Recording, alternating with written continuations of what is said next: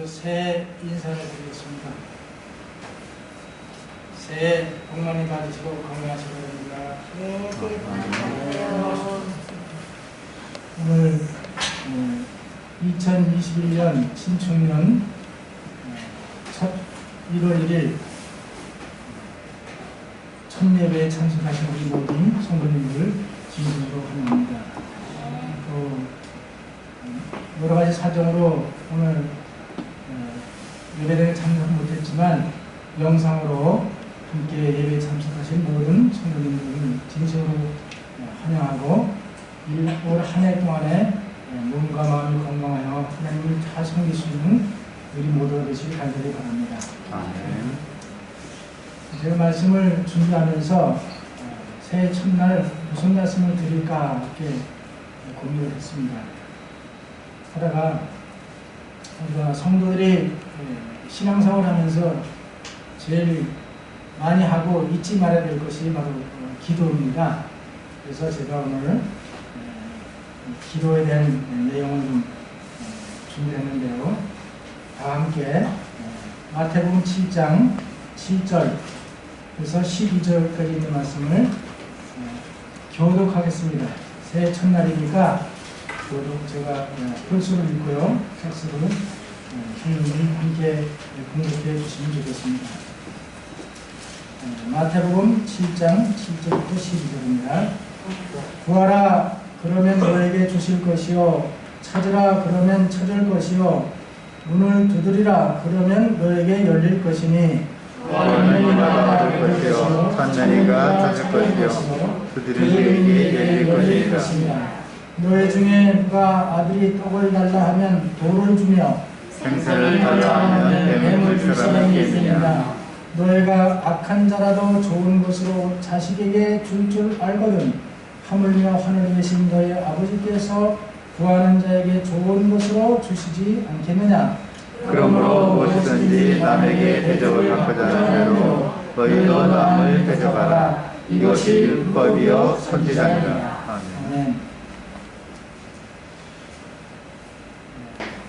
새해에 하나님께서 우리 각자에게 내가 필요한 것이 무엇이냐, 내가 구하라 그러면 내가 줄 것이다 이렇게 말씀하신다면 여러분들은 무엇을 구하시겠습니까? 여러 상황이 다르겠죠. 어떤 분은 건강을 구하는 분도 있을 거고, 또한 재물도 또 필요하니까 재물도 구할 수 있을 거고, 그 다음에 아니면 명예나 다른 많은 것들을 구할 수가 있을 것입니다. 그 말씀을 준비하면서 제 개인적으로 올해 하나님께서 나에게 무엇을 주시겠다고 구하라고 하신다면 무엇을 구할까 생각하다가 제 개인적으로 4가지를 하나님께 구하라고 생각하고 말씀을 준비해봤습니다. 첫째는 믿음입니다. 저는 믿음이 부족하기 때문에 하나님께 믿음을 달라고 기도하겠습니다. 누가복음 17장 3절에 보면 너희는 스스로 조심하라. 만일 내 형제가 죄를 범하거든 경계하고 회개하거든 용서하라. 만일 하루 7번이라도 내게 죄를 얻고 7번 내게 돌아와 내가 회개하노라 하거든 너는 용서하라 하시더라. 사도들이 주께 여짜오되 우리에게 믿음을 더하소서 하니 주께서 가라사대 너에게 겨자씨 하나님만 믿음이 있었다면 이 뽕나무더러 뿌리가 뽑혀 바다에 심으려 하였을 것이요 그것이 너에게 순종하였으리라. 누가복음의 말씀을 보면 이 말씀을 하실 때 예수님께서는 제자들에게 용서와 믿음과 봉사에 대해서 가르치시는 내용입니다. 여기에 예수님께서 너의 형제가 내게 죄를 범하고 회개하거든 용서하라고 말씀을 하셨습니다. 용서하라고 하시면서 하루에 7번 죄를 범하고 내게 다시 와서 7번 용서를 구하면은 그것이 용서해 주라고 예수님께서 말씀하실 때 제자들은 도저히 이 용서에 할 수 있는 믿음이 없었던 것입니다. 그래서 예수님께 구하기를 주여 우리에게 믿음을 더하소서라고 기도하고 있습니다. 어떻게 보면 우리가 저나 우리 모두가 믿음이 있는 사람처럼 생각하고 살지만은 어떤 때는 믿음 없는 그런 행동을 할 때가 많이 있습니다. 제자들도 마찬가지로 자기들은 믿음이 있는 줄 그렇게 생각하고 살았습니다. 그런데 예수님의 이 말씀을 들으면서 하루에 7번씩 어떻게 용서합니까?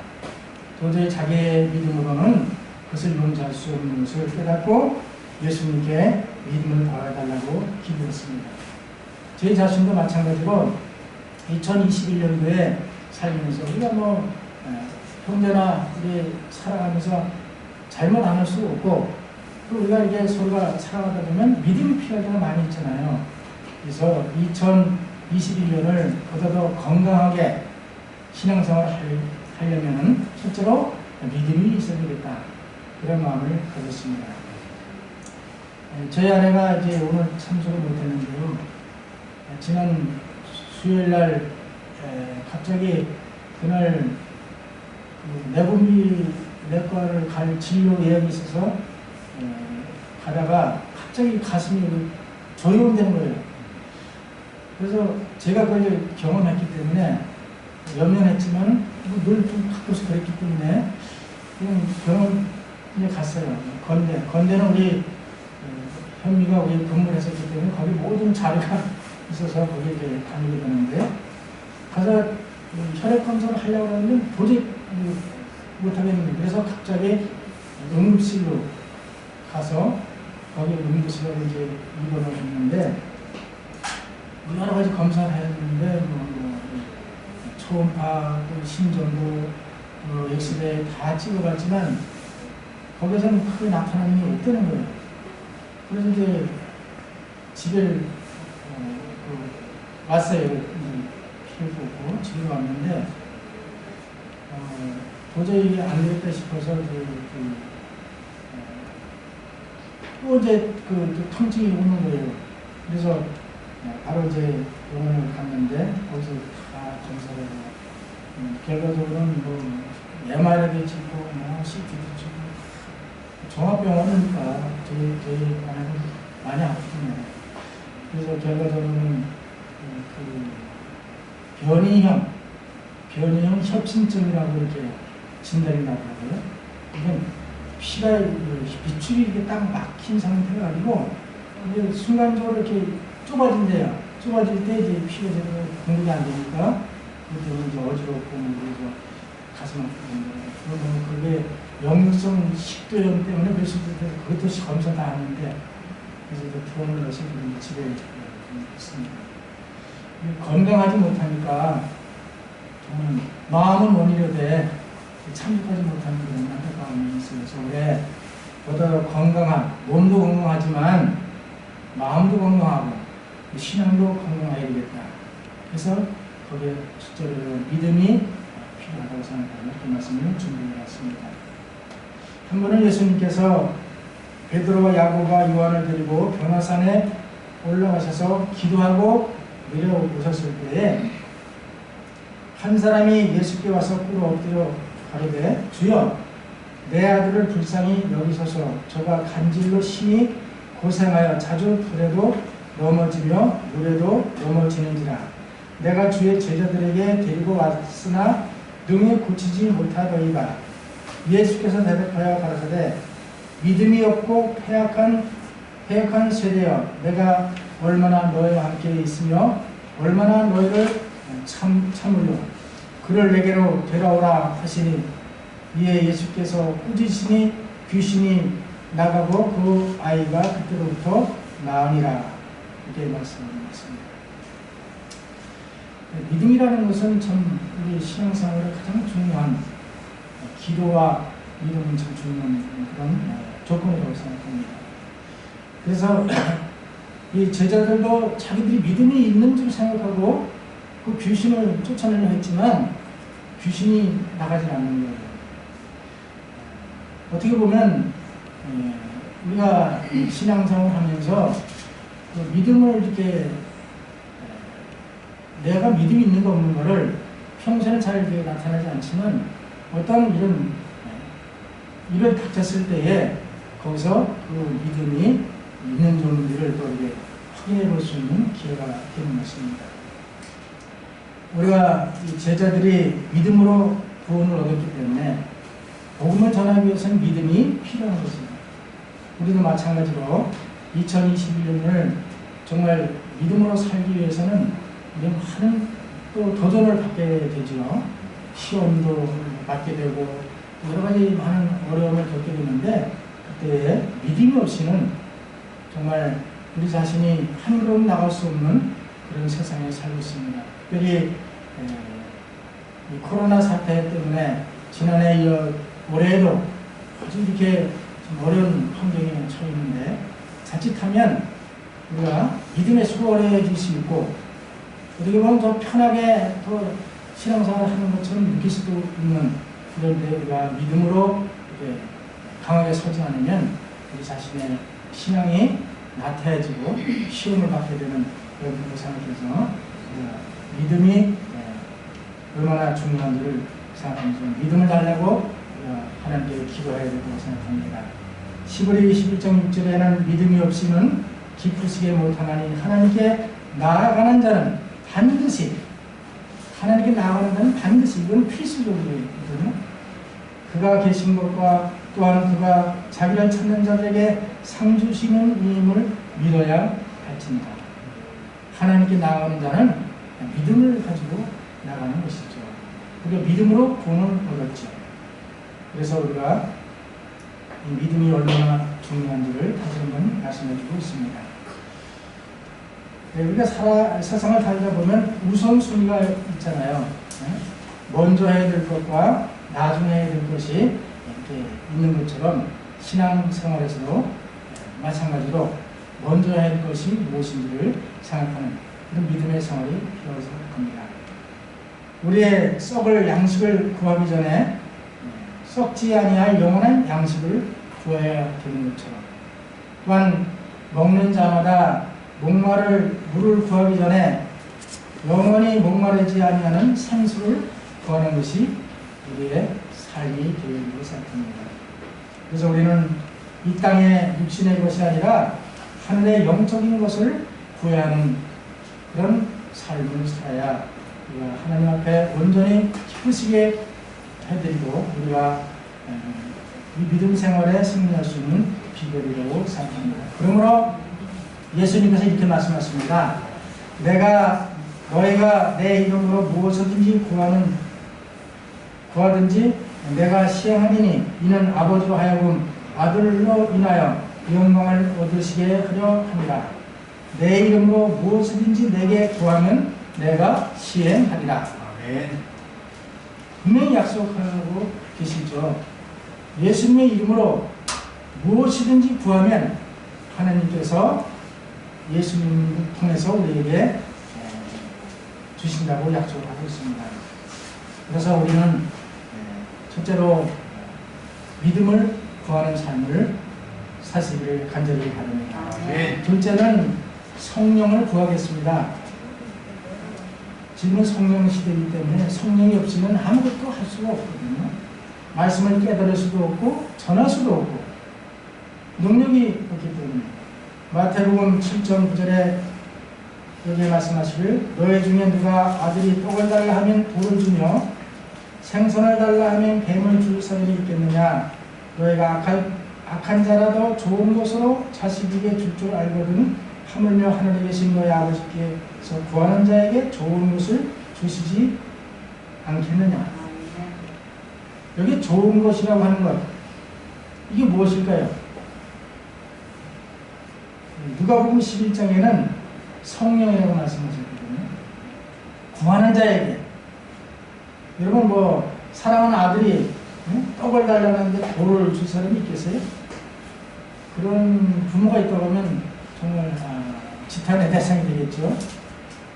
그와 같이 악한 자라도 자식에게 좋은 것을 줄 줄 알거든. 하물며 하나님께서 너에게 구하는 자에게 좋은 것으로 주지 아니하십니다. 성령을 주시겠다고 말씀이죠. 여러분, 엘리야가 하늘로 승천하기 전에 후계자를 세울 때에 하나님께서 엘리사를 후계자로 세우라고 말씀하셨죠. 그래서 그 엘리사가 밭 깔고 있는 그곳을 엘리야가 방문했습니다. 엘리사는 우리가 잘 아는 대로 농부의 아들이었었고 12겨리로 밭을 갈았다. 12겨리. 여러분, 한 겨리가 몇 마리죠, 수가? 2마리. 그 12겨리로 밭을 갈았다는 것은 24마리. 24마리인데, 그러면 몇 사람이 갈았다는 거예요? 12사람.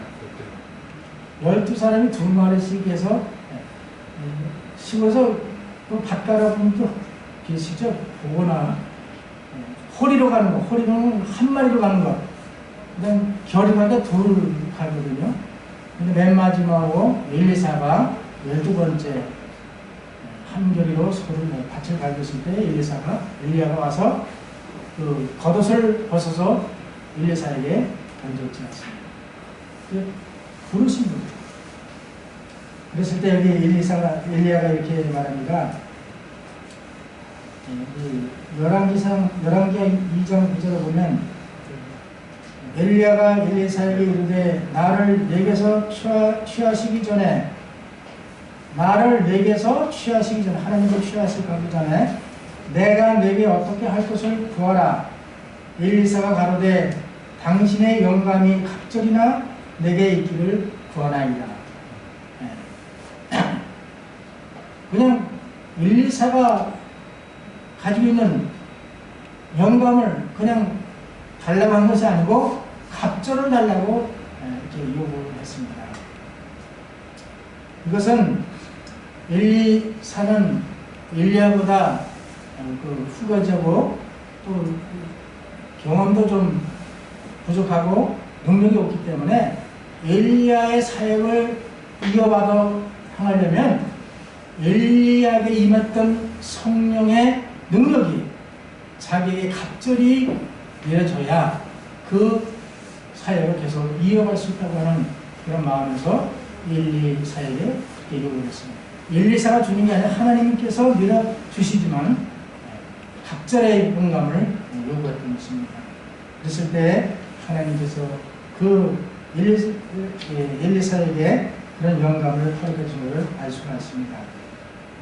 만약에 엘리사에게 하나님께서 엘리야가 엘리사에게 내게 무엇을 줄지를 구하라고 하실 때에 엘리사가 다른 것을 구했다고 하면 어땠을까요?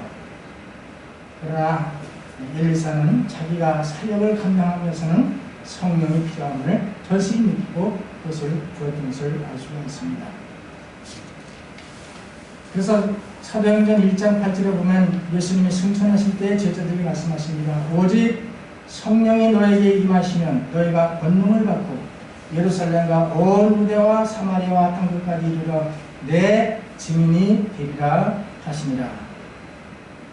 도에서 성령이 임하지 않고는 예수님께서 제자들에게 부여하신 그 사명을 감당하기에 능력이 없는 것이죠.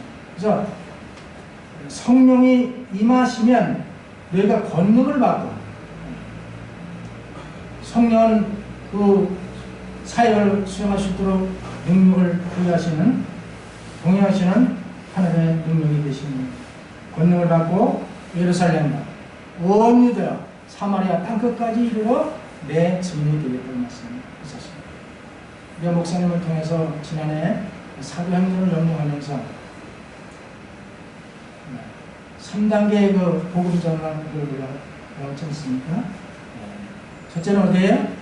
예루살렘과 그 다음에 온 유대와 사마리아와 땅끝까지 이르러 예수님의 증인이 되는 것이 우리의 맡은 사명으로 말씀하십니다. 그렇기 때문에 성령이 없이는 복음을 전했습니다. 그래서 복음을 전하기 위해서 예수님께서 보혜사 성령을 그들에게 내려주신 것입니다. 마지막을 살아가는 우리 재림교회 성도들로서 우리는 이 성령의 능력이 무엇보다 필요한 시대에 살고 있습니다. 초대교회의 이름들이 성령이 필요했던 것은 복음의 씨앗을 트이기 위해서 필요했다고 하면 마지막 때에는 그것을 결실을 이루어서 추수할 수 있도록 늦은비 성령이 우리에게 필요한 시대에 살고 있습니다. 지금 이 어려운 시대에 우리가 복음을 전하고 우리가 믿음의 생활을 위해서는 정말 엘리사가 요구했던 갑절의 영감이 우리에게 필요하다고 생각합니다. 그리고 우리가 성령을 달라고 기도하시는 우리 모두가 되길 간절히 바랍니다. 세 번째는 저는 지혜를 구하겠습니다. 지혜가 필요하죠. 야고보 1장 5절 너희 중에 누구든지 지혜가 부족하거든 모든 사람에게 후히 주시고 꾸짖지 아니하시는 하나님께 구하라. 그리하면 주시리라. 여러분 다 지혜로운 백성들이죠. 근데 여기 야고보는 말하기를 야고보 자신은 그리스도 경험에 근거하여 다른 동료 신자들보다 지혜가 부족함을 깨달았습니다. 그래서 믿음으로 승리하는 그리스도인이 되기 위해서는 넓고 풍부한 지혜가 필요했는데 야고보는 자신이 지혜가 부족한 것을 깨닫고 그것을 후히 주시고 또한 꾸짖지 아니하시고 지혜가 없다고 책망하시는 하나님이 아니시고 후히 넘치도록 주시는 그 하나님께 구하라. 그리하면 주시리라고 말씀하고 있습니다. 여러분 지혜는 정말 우리가 세상을 살아가면서도 필요하지만 이 믿음 생활하는 데는 더욱 필요합니다. 그래서 지혜는 두 가지가 있습니다. 하나는 하늘의 영적 지혜가 있고요. 하나는 이 세상이 주는 지혜가 있습니다. 여기서 강조하는 것은 하늘의 영적인 지혜를 달라고 기도하는 것입니다. 왜냐하면 우리는 영적인 사람이기 때문에 영적인 일을 하는 사람들이기 때문에 영적인 지혜가 필요한 것입니다. 젊은 솔로몬은 아버지 다윗을 이어 이스라엘 왕이 되었습니다. 그가 대관식을 끝내고 이스라엘 지도자들을 기본으로 불러 모아서 함께 하나님께 감사의 제사를 드리고 기도했습니다. 그리고 솔로몬이 많은 그 이스라엘 백성들을 지도하기 위해서는 고민을 하실 것입니다. 솔로몬도 사람이기 때문에 어떻게 하면 이 백성들을 정말 하나님 뜻대로 잘 지도할 수 있을까? 그런 염려를 하고 그날 아마 잠을 잤습니다. 잠을 잤는데 꿈속에서 하나님이 나타나신 것이죠. 여기 이렇게 말씀했습니다. 기브온이 밤에 여호와께서 솔로몬의 꿈에 나타나시니라. 하나님이 이르시되 내가 네게 무엇을 줄고 너는 구하라. 하나님 꿈에 나타나서 말씀하기를 내가 네게 무엇을 줄고, 그럼 하나님이 무엇을 주고 싶은 마음이 계셨겠죠? 구하라 그랬거든요. 그랬을 때에 솔로몬이 무엇을 구했죠? 지혜. 왜 지혜를 구했어요? 네? 이 많은 백성들을 참으로 올바로 재판하고 다스릴 수 있도록 그런 영적인 지혜를 구했던 것입니다. 솔로몬이 가로되 주의 종 내 아비 다윗이 성실과 공의와 정직한 마음으로 주와 함께 주의 앞에 행하였으므로 주께서 저에게 큰 은혜를 베푸셨고 주께서 또 저를 위하여 이 큰 은혜를 예비하시고 오늘날 같이 저에게 앉을 아들을 저에게 주셨나이다. 나의 하나님 여호와여 주께서 종으로 종의 아비 다윗을 대신하여 왕이 되게 하였사온즉 종은 작은 아이라. 출입할 줄 알지 못하고 주의 빼신 백성 가운데 있나이다.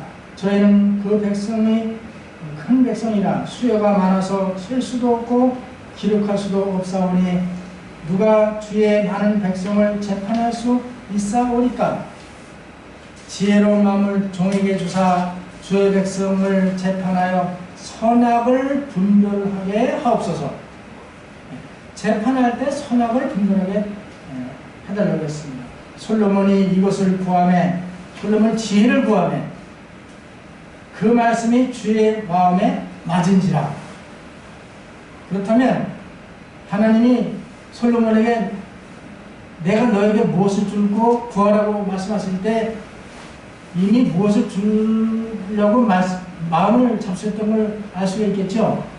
하나님이 뭘 주시기 원했었어요. 처음에 여기 기록에 나와 있지만 지혜를 주시기 원했어요.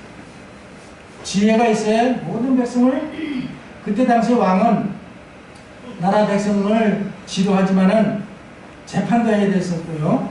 외교도 펼쳐졌기 때문에 솔로몬의 나이가 젊은 나이였거든요. 그런 경험도 없고, 그러니까 하나님께서는 지혜가 꼭 필요한 것을 아셨어요. 근데 솔로몬이, 요 지혜로운 솔로몬이 지혜를 구한 거예요. 그래 하나님 마음에 탁 맞은 거예요. 얼마나 하나님 기뻐하셨을까? 기분 좋잖아요. 그래서 하나님 어떻게 했어? 지혜뿐만 아니라 보너스로도 주셨잖아요. 부와 명예도 주신 하나님이십니다. 특별히 요즘 코로나 이런 사회하는 어려움에 산 남은 백성으로서 정말 지혜가 더 필요하다고 자신이 느끼고 있습니다. 우리가 지혜롭지 못하게 하다 보면 큰 시험에 빠지게 되잖아요. 하나님께서 우리에게 지혜를 주셔서 우리 지도자들, 또 새로 선출된 연합회장님과 모든 임원들, 또 이번 주에 있을 그 3개학회 총회에서 선출된 지도자들, 그 지도자들이 바로 솔로몬이 구했던 그런 하늘의 지혜가 필요한 시대라고 생각합니다. 지도자가 자칫 판단을 잘못 내리면 그 교단에 많은 어려움이 오는 것을 알 수 있잖아요. 그래서 우리가 지도자뿐만 아니라 모든 성도들이 하나님께 지혜를 구하는 그런 삶을 사실 간절히 바랍니다. 네. 그래서 그 솔로몬이 지혜를 갖고 첫 재판한 것이 두 창기의 아이 재판했잖아요. 얼마나 참으로 지혜로운 재판입니다. 그때는 그 증인도 없었고, 그렇잖아요. 증인도 없고, 그 CCTV도 없고, 아무것도 없는데 어떻게 그 범인을 딱 찾아낼 수 있겠어요. 그래서 칼을 가져오라고 해서 그 살아있는 아이를 반으로 쪼개서 나눠줘라 했더니 그 즉시로 진짜 아이 엄마가 나오게 된 것을 알 수 있습니다. 이렇게 지혜로운, 그래서 이 솔로몬이 지혜를 하나님께 주실 때 첫째 시험이 이제 그 재판이었었는데 재판을 아주 지혜롭게 잘했어요. 지혜로운 솔로몬이기 때문에 하나님께 지혜를 구한 것입니다. 우리도 이 솔로몬이 구했던 지혜를 달라고 기도하는 우리 모두가 되시길 간절히 바랍니다. 그 다음에 마지막으로 저는 충성을 구하겠습니다. 고린도전서 4장 1절 사람이 마땅히 우리를 그리스도의 일꾼이요 하나님의 비밀을 맡은 자로 여길지어다. 그리고 맡은 자들에게 구할 것은 충성이니라. 여기에 믿음도 다 주셨고 또한 우리의 성령도 주셨고 또한 지혜도 주셨는데 그것을 충성하지 못하면 하나님 사업에 우리가 전부 하나님을 기쁘게 하지 못한다고 말씀합니다. 맡은 자들에게 구할 것은 충성이니라. 충성은 어디서 많이 하죠? 군인들이 많이 하잖아요. 충성. 나라의 충성. 충성이란 말은 한문으로 충성을 많이 했는데 말은 마음의 중심에서 하나님의 음성을 듣고 그것을 이루는 것이라고 하게 말합니다. 다시 말하면 충성 중자에는 가운데 중자에 마음심이 이렇게 마음심 위에 가운데 중자가 있잖아요. 그러면 마음 한 마음 가운데 성자는 말씀 원자에 이룰 성령으로 이렇게 되어 있거든요. 하나님의 말씀을 이루는 것, 하나님께서 우리에게 주신 말씀을 이루기 위한 그런 것이 충성이라고 이렇게 말씀하고 있습니다. 우리는 하나님께서 부여하신 직분을 맡았습니다. 장로 직분, 집사 직분, 안시학교, 서기, 그다음에 무슨 도르가, 여러 가지 선교회, 또 이 찬양, 반주, 여러 가지 직분을 맡았잖아요. 그 직분을 맡은 자에게 구할 것은 충성이라 그랬습니다. 충성한 자.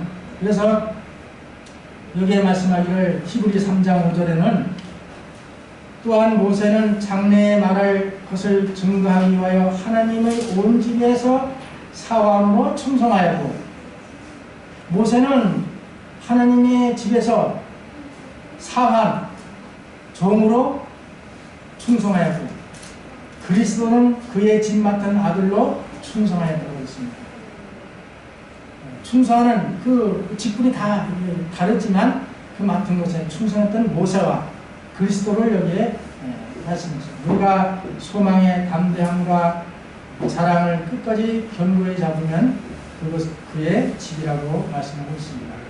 그렇기 때문에 맡은 자들의 구할 그는 충성이라. 마태복음 25장 25절 그 주인이 이르되 잘하였도다 착하고 충성된 종아 네가 작은 일에 충성하였음에 내가 많은 것으로 네게 맡기리니 네 주인의 즐거움에 참여할지어다. 달란트 비유를 하면서 마지막으로 주인이 칭찬했잖아요. 달란트 비유 가운데 이익을 많이 낸 것을 칭찬하는 것이 아니고 그 일에 충성하는 것을 칭찬하는 것입니다. 그렇기 때문에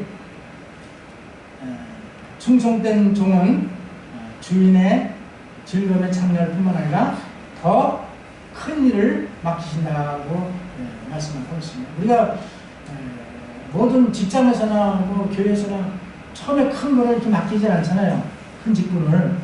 처음에 작은 직분을 맡겨보고 그 직분에 성실하고 충성하면 그보다 더 또 큰 직분을 맡기는 것처럼 작은 일에 충성하는 사람을 큰 것을 맡기고 그것을 잘한 사람은 하나님께 칭찬을 받는, 그래서 우리가 오래 동안 충성을 다하는 그런 저와 우리 모두가 되길 간절히 바랍니다.